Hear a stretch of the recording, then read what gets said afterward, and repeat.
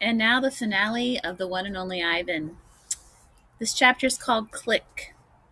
The door to my cage is propped open. I can't stop staring at it. My door. Open. The giant box has been moved, and it's open too. The humans have pushed it up against my doorway. If I walk through my door, I enter their box. The zoo lady, whose name is Maya, is here again. Click. Yogurt raisin. Click. Tiny marshmallow. Click. Ripe papaya. Click. Click. Apple slice. Hour after hour, click after click, I look over at Ruby. She waits to see what I will do. I touch the box. I sniff the dark interior where a ripe mango awaits. Click, click, click. I have to do it.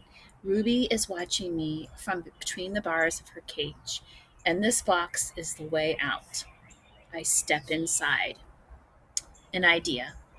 After I leave the box and step back into my cage, I get an idea, a good one. I tell Bob he can sneak into my box with me and live at the zoo. Have you forgotten I'm a wild beast, Ivan? He says, sniffing the floor for crumbs. I am untamed, undaunted. Bob samples a piece of celery and spits it out. Besides, they'd notice. Humans are dumb, but they're not that dumb. Respect. Ivan, Ruby says, do you think other elephants will like me? I think they'll love you, Ruby. You'll be part of their family. Do you think the other gorillas will like you? Ruby asks. I'm a silverback, Ruby, a leader. I pull back my shoulders and hold my head high. They don't have to like me. They have to respect me.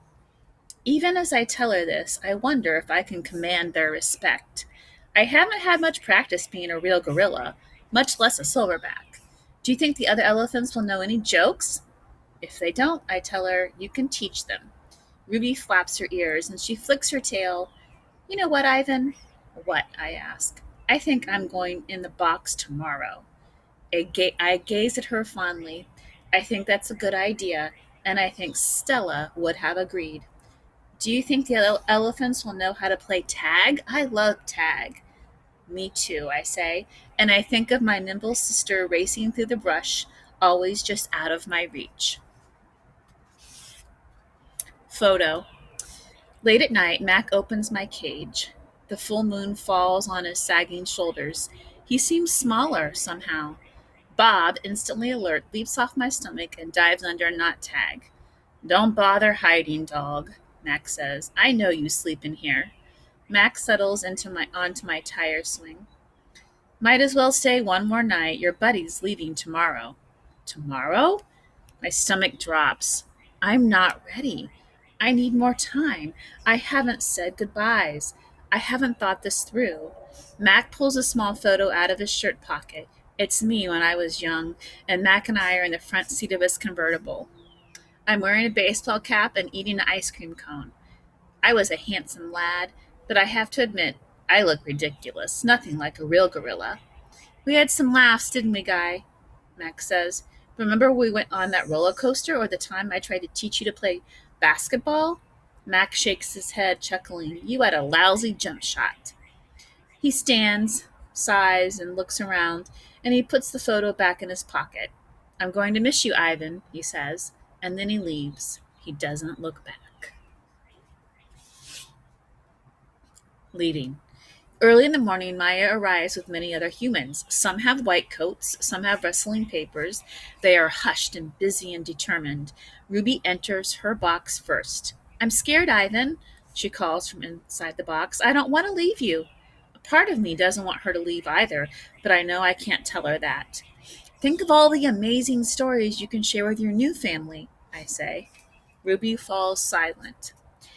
I'll tell them your elephant joke, she says after a long pause, that one about the refrigerator. I bet they'll like that, and be sure to tell them about Bob and Julia and me. I clear my throat. And Stella. I'll remember everyone, Ruby says, especially you. And before I can say any more, they roll her cage out to the waiting truck. It's my turn. Bob is hiding in a corner behind my pool. The humans don't even notice him. While they're busy making sure my box is ready, Bob sneaks over. He licks my chin just in case there are any leftovers. You, I whisper, are the one and only Bob. I reach for Not Tag. She is a limp rag without her stuffing. Dribbles of paint cover her fur. I hold her out to Bob, and he tilts his head, confused. To help you sleep, I say. Bob takes her in his teeth and slips away. Good boy.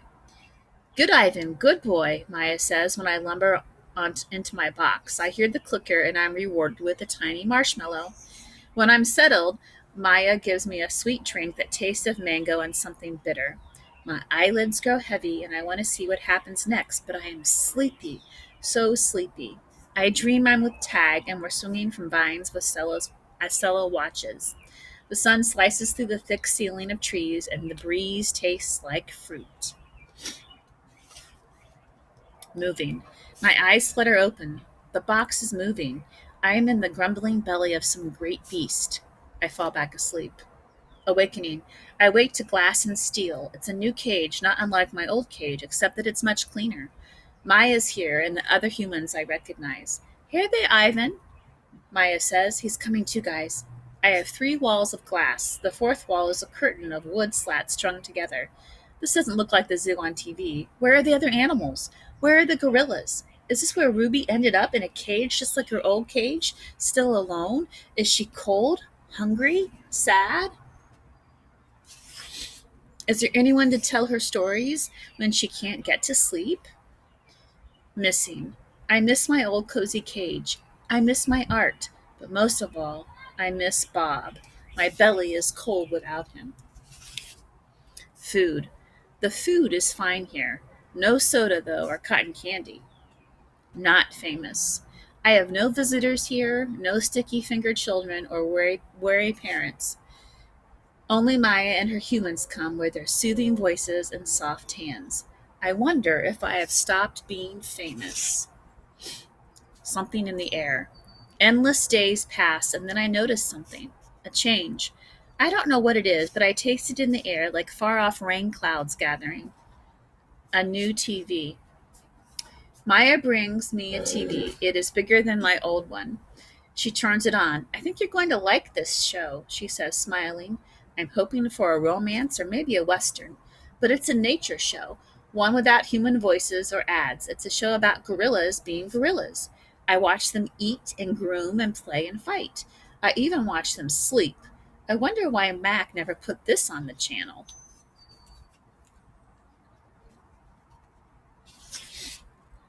The family. Every day I watch the gorilla on the TV screen. It's a small family and an odd one, just 3 females and a juvenile male without a silverback to protect them.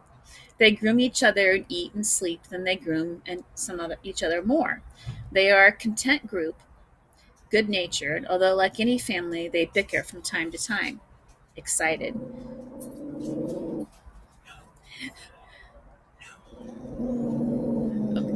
This morning, for some reason, there is no gorilla show on TV. Maya and the other humans are excited. They chirp like birds at dawn. You better get them, because here she comes over with a puppy.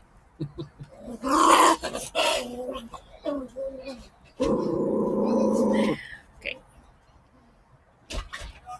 They chirp like birds at dawn. Today is the day, they say. I've watched many humans watch me, but never have they looked so happy. Maya goes to the wall of wooden slats. She grins goofily. She pulls a string. What I see. Gorillas. 3 females and a juvenile male. It's the family I've been watching, but they're not on a TV screen. They're on the other side of the glass, watching me, watching them.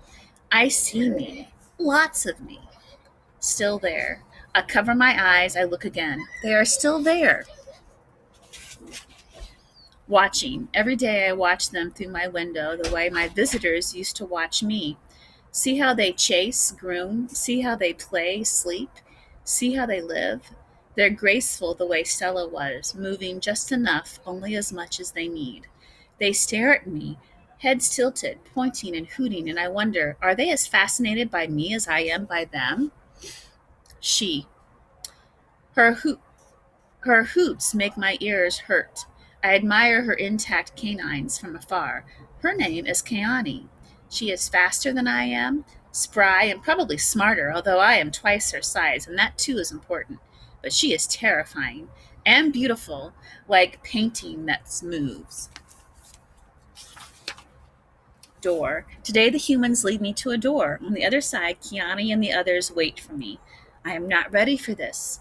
I'm not ready to be a silverback. I am Ivan, just Ivan, only Ivan. I decide it's not a good day to socialize. I'll try again tomorrow. Wondering. All night I lie awake wondering about Ruby. Has she already walked through a door like the one I'm facing? Was she as scared as I am? Scared the way she must have been the day she fell in the hole. I think of Ruby's endless curiosity and of the questions she loved to ask. Have you ever danced with a tiger, Ivan? Will your fur turn blue? Why doesn't that little boy have a tail? If Ruby were here with me, she'd be asking, what's on the other side of that door, Ivan? Ruby would want to know, and she would have been through that door by now. Ready. Want to try again, Ivan? Maya asks. I think of Ruby and I tell myself it's time. The door opens. Outside at last. Sky, grass, tree, ant, stick, bird, dirt, cloud, wind, flower, rock, rain. Mine, mine, mine. Oops. I sniff, approach, strut a bit, but the others don't welcome me. They have sharp teeth and loud voices. Did I do something wrong? Kiani chases me. She throws a stick at me. She corners me. I know that she's testing me to see if I am a true silverback, one who can protect her family. I cower and hide my eyes. Maya lets me back in my cage. What it was like.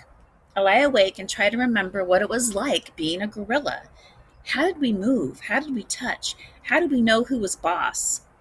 I try to think past the babies and the motorbikes and the popcorn and the short pants. I try to imagine Ivan as he might have been, pretending. The juvenile male approaches and he's eyeing my food hungrily. I imagine a different Ivan, my father's son. I grumble on SWAT and swagger. I beat my chest till the whole world hears. Kiana watches, and so do the others. I move toward the younger, and he retreats, almost as he believes I'm the silverback I'm pretending to be. Nest. I'm making a nest on the ground. It isn't a true jungle nest. The leaves are inferior and the sticks are brittle. They snap when I weave them into place. The others watch, grunting their disapproval. Too small, too flimsy, an ugly thing to see. But when I climb into that leafy cradle, it's like floating on treetop mist. More TV. Maya wants me to go back to my glass cage, I can tell, because she is tempting me toward the door with a trail of tiny marshmallows. I try to ignore her. I don't want to leave the outside. It's a cloudless day, and I found just the right spot for a nap. But I relent when she adds yogurt raisins to the trail. She knows my weaknesses all too well. In the glass cage, the TV is on. It's another nature show, jerky and unfocused. I expect to see gorillas, but none appear. My heart quickens. I rush close to the screen, and there she is, Ruby. She is lovely. She's rolling in a pool of mud with two other young elephants. Another elephant approaches. She towers over Ruby, and she strokes Ruby, nudges her, and she makes soft noises. They stand side by side just the way Stella and Ruby used to do. Their trunks entwine, and I see something new in Ruby's eyes, and I know what it is. It's joy. I watch the whole thing, and then Maya plays it again for me and again. At last, she turns off the TV and carries it out of the cage. I put my hand to the glass, and Maya looks over. Thank you, I try to say with my eyes. Thank you. It. Kiani ambles towards me. She taps me on the shoulder, and Knuckle runs away. I watch her, arms crossed over my chest. I'm careful not to make a sound. She ambles back, shoves at me, dashes past, and then I realize what's happening. We're playing. We're playing tag, and I'm it. Romance. Make eye contact. Show your form. Strut. Grunt. Throw a stick. Grunt some more. Make some moves. Romance is hard work. It looks so easy on TV. I'm not sure if I'll ever get the hang of it. More about romance. I wish Bob were here. I could use some advice. I try to recall all the romance movies we watched together. I remember the talking, the hugging, the face licking. I'm not very good at this, but it's fun trying. Grooming. If is there anything sweeter than the touch of another as she pulls a dead bug from you? Talk. Gorillas aren't chatty like humans, prone to gossip and bad jokes, but now and again we swap a story under the sun. One day it's my turn. I tell my troop about Mac and Ruby and Bob and Stella and Julia and George, about my mother and father and sister. When I am done, they look away silent. Kiani moves closer. Her shoulder brushes mine, and we let the sun soak into our fur together. The top of the hill. I've explored every nook and cranny of this place except for a hill at the far end where workers have been repairing a wall. They're finally gone. They've left behind fresh white brick and a mound of black dirt. While the others laze in the morning sun, I want to explore the hilltop. They've been there before, and I have not. Everything is still fresh to my eyes. I take my time going uphill, savoring the feel of grass on my knuckles. The breeze carries the shouts of children and the drowsy hum of bumblebees. Near the top of the hill is a low-limbed tree, the kind my sister would have loved. The wall is endless, clean and white, stretching far down to the habitats beyond my own. It's high and wide, carefully built to keep us in and others out. This is, after all, still a cage. It rained last night, and the pile of dirt is soft to the touch. I scoop up a handful and breathe in the loamy smell. It's a rich brown color, heavy and cool in my palm, and the wall waits like an endless blank billboard. The wall. It's a big wall, but it's a big pile of dirt, and I'm a big artist. I slap handfuls of mud on the warm cement. I make a handprint. I tap my nose with a muddy finger. I make a nose print. I slide my palms up and down. The mud is thick and hard to use, but I keep moving and scooping and spreading. I don't know what I'm making. I don't care. I make swoops and swirls and thick lines, figures and shapes, light and shadow. I am an artist at work. When I'm done, I step back to admire my work, but it's a large canvas and I'd like to get a better view. I go to the thick limbed tree and grab the lowest branch. I try to swing my legs. Umph! I land hard. I'm too big to climb, I suppose. I try again anyway, and this time I pull myself onto the first limb, gasping for breath. One more limb, two. I can't go any farther. Perched halfway up the tree, I see my troop, still dozing contently. I take in the wall, splattered and splashed with mud. Not much color, but lots of movement. I like it. It feels dreamy and wild, like something Julia might have made. From my seat in the tree, I can see beyond the wall. I see giraffes and hippos. I see deer with legs like delicate twigs. I see a bear snoozing in a hollow log. I see elephants. Safe. She's far away, belly deep in tall grass with others by her side. Ruby. She's here, Stella, I whisper. Ruby's safe, just like I promised. I called her Ruby, but the wind tugs at my words, and I know she'll never hear me.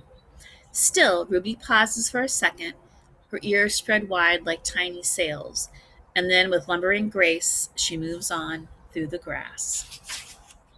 Silverback. It's a cloudy evening, chill and drizzly. Dinner is on its way, but I don't care. At night we sleep in our den, but I'm always the last to head inside.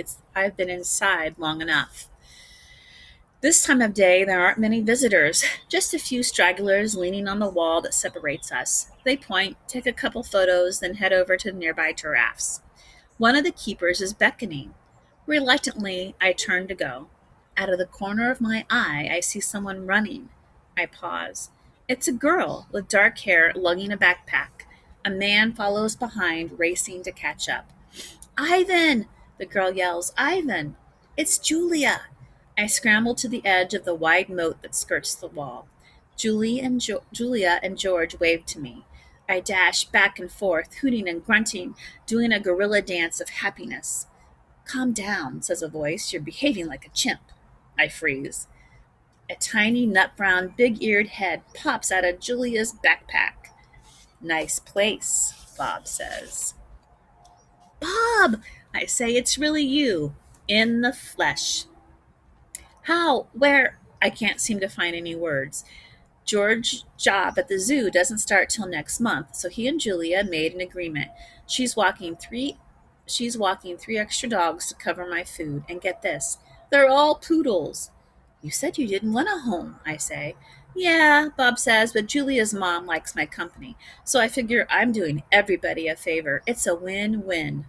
Julia pushes Bob's head back inside her backpack. You're not supposed to be here, she reminds him. Ivan looks great, doesn't he, Jules? George asks. Stronger, happier even. Julia holds up a little photo, but it's too far away for me to see. It's Ruby, Ivan. She's with other elephants now. Because of you. I know, I want to tell her. I saw with my own eyes. We stare across the expanse that separates us. After a while, George pats Julia's arm. Time to go, Jules. Julia gives a wistful smile. Bye, Ivan. Say hello to your new family. She turns to George. Thank you, Dad. For what? For, and then she gestures towards me. For this. They turn to leave. The lamp that lights the zoo pathway blinks on, blanketing the world with yellow light. I can just make out Bob's little head sticking out of Julia's backpack. You are the one and only Ivan, he calls.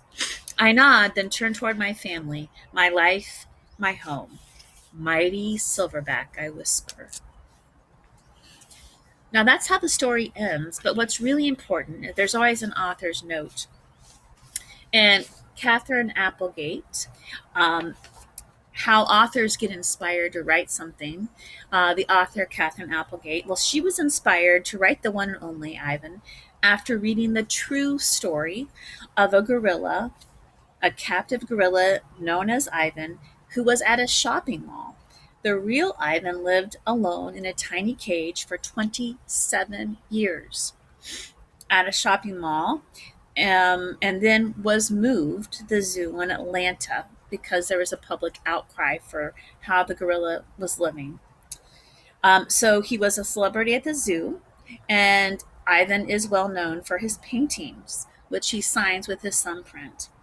So while this story is obviously fantasy because of the talking animals, and it's a story of friendship and sacrifice, um, the idea came from nonfiction, a true story. So Catherine Applegate was inspired. Then, how could I make this a story for everyone else to see, and to where the animals could talk? So there is a picture book that kind of explains that too, if you're interested, and you can look that up in the library. But I hope you enjoyed the one and only Ivan. Couple things: the movie is supposed to come out in August, late August. Looking forward to that. And then this month, the one and only Bob just came out by Catherine Applegate. So if you're looking for a book to read, I'm not sure if it's in the libraries yet, but I know my order came through Amazon and also at Barnes and Noble. So the one and only Bob. And I hope you enjoyed the story. It's one of my favorites.